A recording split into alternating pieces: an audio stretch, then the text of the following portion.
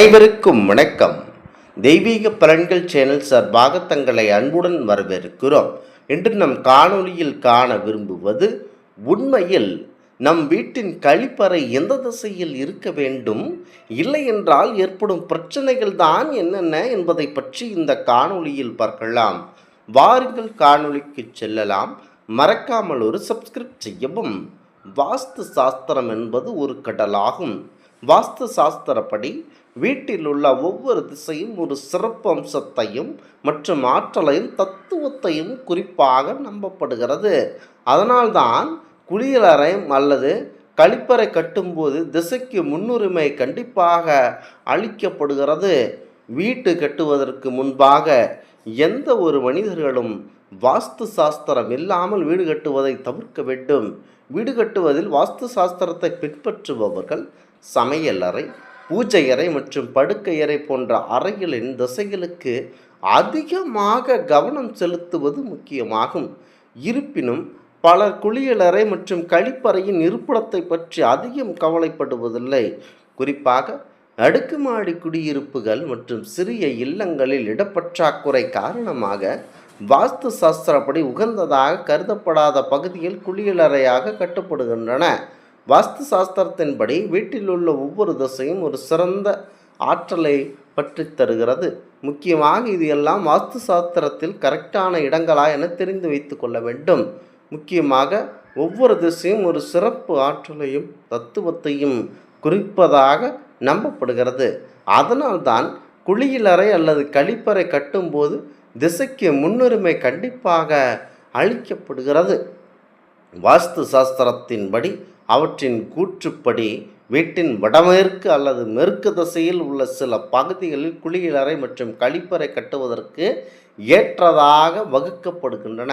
இப்பகுதிகள் காற்று மற்றும் கழிவுகள் வெளியேறும் தத்துவத்தை கண்டிப்பாக உருவாக்குகிறது. ஆகமையினால் இதனை மக்கள் தெரிந்து கொண்டு அதற்கேற்றாற்போல் இந்த திசைகளில் கழிவறைகளை கட்ட வேண்டும். எனவே இந்த திசைகளில் கழிப்பறை இருந்தால் வீட்டில் ஆற்றல் சமநிலை பேணப்படும் என சிலர் நம்புகிறார். அதேபோல தெற்கு திசையில் உள்ள சில பகுதிகளும் கழிப்பறை கட்டுவதற்கு ஏற்றதாக கருதப்படுகின்றன. முக்கியமாக இருப்பினும் வாஸ்து சாஸ்திரத்தின்படி வடகிழக்கு திசை மிக புனிதமான திசையாக கருதப்படுகிறது. இந்த பகுதி ஆன்மீக சக்தி, நீர்த்தத்துவம் மற்றும் நேர்மறை ஆற்றல்களின் சின்னமாக கருதப்படுகிறது. அதனால்தான் வடகிழக்கு திசையில் கழிப்பறை கட்டுவது நல்லதல்ல என வாஸ்து நிபுணர்கள் பரிந்துரைக்கின்றனர். இந்த திசையில் கழிப்பறை கட்டுமான மற்றும் மன அமைதியின்மை, நிதி சிக்கல்கள் மற்றும் உடல்நல பிரச்சனைகள் அதிகமாக வர நமக்கு வழிவகுக்கின்றது என நம்பிக்கை உள்ளன. முக்கியமாக இந்த திசையில் கழிப்பறை கட்டுவது மன அமைதியின்மை, நிதி சிக்கல்கள் மற்றும் உடல்நல பிரச்சனைகளை அதிகம் வழிவகுக்கும் என நம்பிக்கைகள் உள்ளன.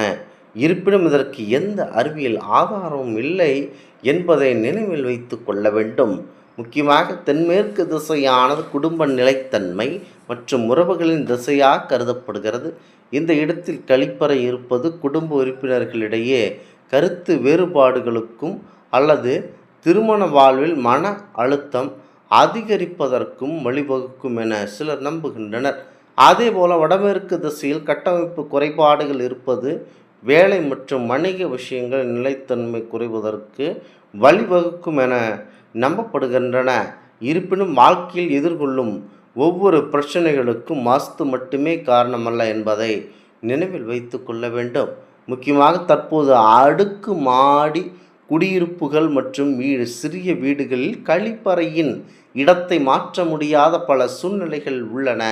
அத்தகைய சமயங்களில் வாஸ்து நிபுணர்கள் சில பொதுவான ஆலோசனைகளை வழங்குகின்றனர். குளியலறையை எப்போது சுத்தமாக வைத்திருப்பதும், சரியான காற்றோட்டம் மற்றும் வெளிச்சத்தை உறுதி செய்வதும், ஈரப்பதம் இல்லாமல் உலர்ந்த நிலையில் வைத்திருப்பதும் நல்லது என வாஸ்து சாஸ்திரம் கூறுகிறது. மேலும் மஞ்சள், வெளிர் பழுப்பு மற்றும் கிரீம் போன்ற வெளிர் நிறங்களை பயன்படுத்துவது அமைதியான சூழலை உருவாக்கும் என வாஸ்து கூறுகிறது. முக்கியமாக உப்பு நீரால் வீட்டை துடைப்பது, கற்பூரம் அல்லது ஊதுபத்தி ஏற்றுவது, குளியல் அறையில் முறையான காற்றோட்டத்தை உறுதி செய்வது போன்ற நடவடிக்கைகள் நெறிமுறையான சூழலை அதிகரிக்கும் என்று கூறப்படுகிறது. இருப்பினும் நீங்கள் உடல்நலப் பிரச்சனை, நிதி சிக்கல்கள் அல்லது குடும்ப சண்டைகள் எதிர்கொண்டால் அதன் மூலம் காரணமாக கண்டறிந்து சம்பந்தப்பட்ட வாஸ்து நிபுணர்களை அணுகுவது மிக அவசியமாக பார்க்கப்படுகிறது. வாஸ்து சாஸ்திரம் இந்திய பாரம்பரியத்தின் ஒரு பகுதியாகும். அதை நம்புவது நம்பாது முற்றிலும் தனிப்பட்ட விஷயமாகும். இருப்பினும் வீட்டில் உண்மையான அமைதிக்கும் மகிழ்ச்சிக்கும் தூய்மைக்கும் முறையான திட்டமிடல், நல்ல சூழல் மற்றும் குடும்ப உறுப்பினர்களிடையே நேர்மறையான உறவுகளே முக்கிய காரணம் என்பதை நினைவில் கொள்ள வேண்டும். முக்கியமாக இதனை மனதில் நினைத்து கொண்டு செயல்பட்டீர்கள் என்று சொன்னால் அனைத்தும் உங்களுக்கு நல்லபடியாக நடைபெறும். கழிவறை கட்டக்கூடிய முக்கிய திசையாக வீட்டின் வடமேற்கு அல்லது மேற்கு திசைகளில் கழிப்பறை அமைப்பது மிகவும் சிறந்தது. கழிப்பறையை எப்போதும் வடக்கு அல்லது தெற்கு திசையை நோக்கி அமைக்கும்படி அமைக்க வேண்டும். வடகிழக்கு ஈசானியம் இந்த திசையில் கழிப்பறை அமைத்தால் வீட்டில் பொருளாதார இழப்பு, கடுமையான ஆரோக்கிய குறைபாடுகள் மற்றும் மன அமைதியின்மை உண்டாகும். தென்மேற்கு நைருதி இந்த திசையில் கழிப்பறை இருந்தால் குடும்பத்தில் தேவையற்ற மன அழுத்தம், உறவுகளில் விரிசல் மற்றும் தலைவருக்கு நிதி நெருக்கடி கண்டிப்பாக ஏற்பட வாய்ப்பு இருக்கின்றன. பிரம்மஸ்தலம் வீட்டின் வீட்டின் மையப்பகுதியில் கழிவறை அமைந்தால் குடும்ப உறுப்பினர்களுக்கு தீவிர நோய் பாதிப்பு மற்றும் வளர்ச்சி தடைப்படும் என்பது மிக முக்கியமாக இந்த இடத்தில் கவனத்தில் கொள்ள வேண்டும். அடுத்ததாக உங்கள் வீட்டில் கழிப்பறை தற்போது எந்த திசையில் உள்ளது என்பதை தெரிவித்தால் வாஸ்து நிவர்த்தி செய்ய எளிய பரிகாரங்கள் அல்லது மாற்றங்களை நான் பரிந்துரைக்க முடியும் என்பது எந்தவித சந்தேகமும் கிடையாது. முக்கியமாக இதனை எல்லாம் மனதில் நினைத்து கொண்டு வீட்டில் கழிப்பறையை அமைக்க வேண்டும். இந்த ஆன்மீக தகவல் உங்களுக்கு பிடித்து இருந்தால் தெய்வீக பலன்கள் சேனலை கண்டிப்பாக சப்ஸ்கிரைப் செய்து கொள்ளவும். மீண்டும் ஒரு நல்லதொரு காணொளியில் உங்களை சந்திக்கிறோம். நன்றி, வணக்கம்.